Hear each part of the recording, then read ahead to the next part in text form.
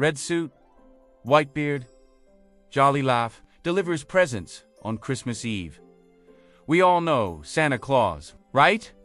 But what if the story you know is only the surface? What if the man who rides a sleigh pulled by flying reindeer has roots that stretch back centuries through saints, shamans, and snowstorms? Because Santa isn't just one story. He's a fusion of myth, religion, culture, and a pinch of marketing genius. You see, long before he was climbing down chimneys, Santa was performing miracles. Before he lived at the North Pole, he was worshipped by Vikings. Before Coca-Cola painted him red and white, he was cloaked in mystery, magic, and even a little menace. This isn't just a tale about a holiday icon. It's about how cultures collide, how legends evolve, and how the world needed a symbol of kindness and created one out of whispers and wonder. So get ready to unwrap the real story. Because the Santa you know, he's just the final chapter of a global fairy tale centuries in the making. And it all begins with a man named Nicholas, who didn't have a sleigh or reindeer, but had a heart big enough to spark a legend. And like every good legend, his story has been borrowed, shaped, and reimagined by every culture that touched it. What began as truth became myth. What began as myth became tradition. And what began as tradition became Santa Claus. The man we picture today didn't arrive all at once. He evolved across oceans, centuries, and imagination. Some saw him as a bishop, others as a spirit of winter. Some feared him, others worshipped him. But all agreed he brought something no empire, no king, no god could offer. Hope that in the darkest nights of the year, someone cared. Someone remembered. Someone gave not for gold, not for power, but simply because it was right in that idea. It survived plagues, wars, revolutions, and thrived. So as we dive into the story behind the world's most magical man, know this: Santa Claus isn't just for kids. He's a mirror, reflecting what we believe, what we need, and what we pass on. A story wrapped in mystery, magic, and maybe a little commercialism. But it all started with something simple: a gift left in secret by a man named Nicholas. Long before the jingling bells and flying reindeer, there was a man named Nicholas, born in the 3rd century in what's now Turkey. Nicholas was no myth, he was real. A bishop of Myra, a man known not for power or politics, but for generosity. Stories of his kindness spread like wildfire. One tale tells of 3 sisters, too poor to marry. Their father faced selling them into slavery. But Nicholas, under cover of night, dropped bags of gold through their window. He didn't want thanks. He didn't want fame. He just wanted them to have a future. That one act sparked something. Nicholas became a symbol of secret giving, of selfless generosity. And when he died, people didn't forget. They turned him into Saint Nicholas, patron saint of children, sailors, merchants, even thieves. His legend spread across Europe. In the Netherlands, he became Santa Claus, arriving by boat from Spain with a white beard, red robe, and a book of names, naughty and nice. But he wasn't alone. He came with helpers. Some kind, some terrifying. Because old traditions were mixing, Christian saints met pagan winter spirits, and St. Nicholas began to evolve. He wasn't just a bishop anymore. He was a magical figure who judged, rewarded, and punished. By the Middle Ages, December 6th, St. Nicholas Day, was a time for children to receive gifts in his name. Shoes by the fireplace, treats, coins, not because of consumerism, but because of kindness, because one man gave when no one else did. And that spark kept glowing, kept growing, kept transforming, until St. Nicholas was no longer just a saint. He was something far bigger, a myth on the move, heading north and into the snow. As centuries passed, stories of St. Nicholas took on new flavors in Germany and Austria. He was accompanied by dark figures like Krampus, who punished naughty children, while Nicholas rewarded the good. It was a balance of fear and joy, a reminder that actions had consequences, even at Christmas time. But even as traditions diverged, one thing stayed the same: the idea that giving could be sacred, that joy could be shared in secret. By the 16th century, during the Protestant Reformation, St. Nicholas was losing favor among reformers, yet people weren't ready to give up the magic. So he changed again. In England, he became Father Christmas. In France, Père Noël. In Finland, Joulupukki the Yule Goat. Every country gave him a new name, a new look, a new story. But beneath it all, he was still Nicholas. Still the man who gave without expecting anything back. Still the soul of generosity. And as these traditions crossed the Atlantic with European settlers, they began to merge, creating a figure both ancient and new. A man of joy, of justice, of gingerbread. And he was ready for his biggest transformation yet. One that would cement his image forever. In the land of dreams, America. Before Santa wore red, he wore fur. Before he lived at the North Pole, he rode through the sky on a white horse. Because while St. Nicholas was working miracles in the Mediterranean, the cold north had its own stories.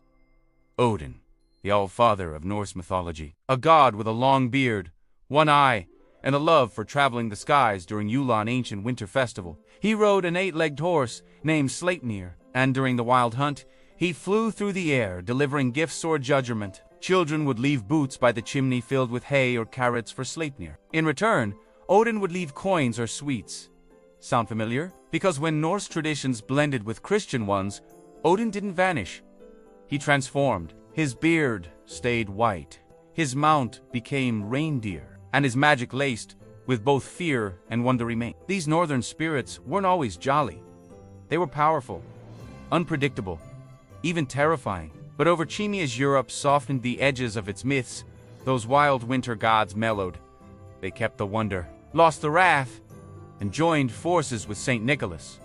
The result, a being who was still magical, still mighty, but now kind. A winter guardian who came not to punish but to bless. And as these legends drifted from hearth to hearth, they began to merge into one. A bearded man who flew at night, who watched, who gave, who returned every year. Unseen, but deeply felt. That's who Santa is. Not just St. Nicholas, not just Odin, but a mythic hybrid, a patchwork of beliefs sewn together over centuries with sleigh bells and snow. Even the idea of reindeer wasn't random. In Arctic regions, reindeer were essential, powerful, revered, and tied to the spirit world in shamanic cultures. Siberian shamans wore red and white garments. They entered homes through roofs. They carried bags of gifts, often mushrooms believed to offer visions. Magical flight, spirit journeys, red robes. Sound familiar? These ancient winter rituals laid the foundation for something far bigger.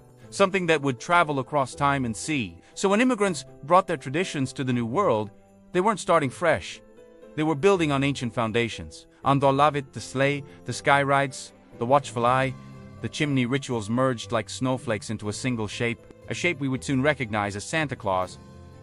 But before the red suit, before the ho-ho-ho, he was the echo of myths, of gods and ghosts, of warmth in the coldest time of year. Santa wasn't invented. He was remembered, reassembled, reborn in the snow. By the 1800s, the legend of Santa Claus had landed in America. Dutch settlers brought Santa Claus to New York. But he was still a shadowy figure, sometimes a bishop, sometimes a sprite, sometimes barely human. Then came the poems. In 1823, a visit from St. Nicholas, better known as Twas, the night before Christmas, changed everything. 8 reindeer, chimney descents, a sleigh, a jolly old elf. This poem reshaped Santa into a round, cheerful man with a sack of toys and a twinkle in his eye. But it was in the 1930s that Santa got his most iconic makeover thanks to Coca-Cola. The soda company hired artist Haddon Sundblom to create a Santa for their holiday ads. And what he drew is the Santa we know today. Red suit, white fur trim, rosy cheeks, laughing eyes, a plump belly full of joy. This wasn't the austere bishop or the wild Norse god. This was everyone's grandpa. Friendly, warm, comforting. A Santa that belonged in homes, not churches. That belonged in childhood, not folklore. And Americans loved him. The image exploded across ads, magazines, and TV screens. Suddenly, Santa wasn't just a myth, he was a brand. But that didn't kill the magic. It spread it. Because every year, millions of children waited for this new Santa. Wrote him letters, left him cookies, imagined his sleigh cutting through the cold December sky. Coca-Cola didn't invent Santa, but they gave him a face the world would never forget.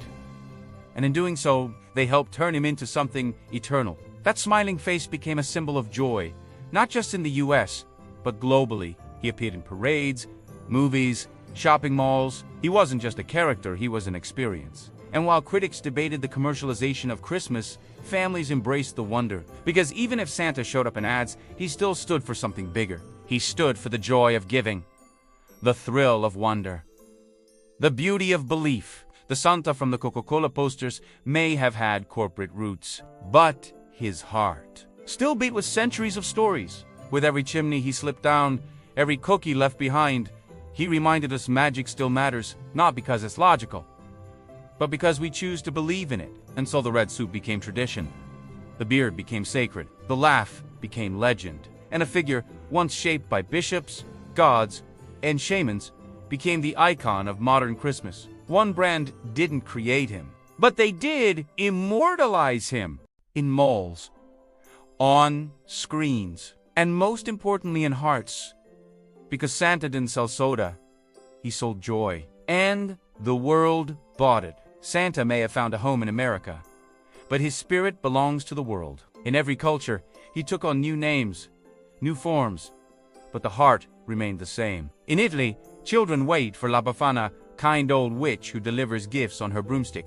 In Russia, it's Dead Mora's father, Frost traveling with his granddaughter Snegioroshka to spread winter cheer. In Iceland, kids get visits from the 30 Ulads mischievous trolls with wild names like Spoonlicker and Dorse. In Japan, Santa is embraced not for religion, but for kindness and joy, often seen smiling in stores next to fried chicken ads. Even in countries where Christmas isn't traditionally celebrated, Santa has become a symbol of hope, fun, and shared humanity. Because Santa he molds to fit the culture, to carry the message that kindness, giving, and belief are universal. He may speak different languages, ride different animals, wear different clothes, but he always brings the same thing: wonder. That's why Santa endures, because he isn't tied to one belief, one nation, one company. He's a shared dream, passed from hand to hand, home to home, heart to heart, wrapped in red, tied with joy. And even in the most unexpected corners of the globe, you'll find traces of him. In Brazil, he's Papai Noel sweating in the summer sun instead of snow. In the Philippines, the Christmas season starts in September, and Santa arrives early on floats, in songs, and in endless lights. In Ethiopia, he's less about gifts and more about gathering, singing, and celebrating a sense of community. Each version adds a verse to the global song of Santa Claus, a melody of joy, of winter warmth, even in places where snow never falls. Because Santa isn't a person. He's an idea that one night a year, magic is hail, that someone out there is thinking of you. That kindness isn't weakness, it's power. And then no matter where you are, whether it's a mountaintop or megacity, desert or tundra, Santa finds a way to reach you. Not through GPS, but through wonder. So now, you know, Santa Claus isn't just a man in a red suit. He's a mosaic, built from history, myth, magic, and marketing. From the secret generosity of St. Nicholas to the thunderous skies of Odin, to the smiling eyes of a Coca-Cola ad. He's been a saint, a spirit, a brand, but more than anything, he's a symbol of how stories evolve, of how cultures connect, of how belief can travel farther than any sleigh. Because every time a child leaves out cookies, every time a gift is given in secret, every time someone chooses kindness over chaos, Santa is there, not at the North Pole, but right here, in the choices we make, in the joy we share, in the magic we create for others. That's the real story, and it's still being written. So if this journey through the legend of Santa Claus made you smile, hit that like button, subscribe for more myth-busting stories, and let us know in the comments. What does Santa mean to you? And remember, the best stories aren't the ones we're told. They're the ones we choose to believe. Because belief, that's where the magic lives. Not in the North Pole, but in us.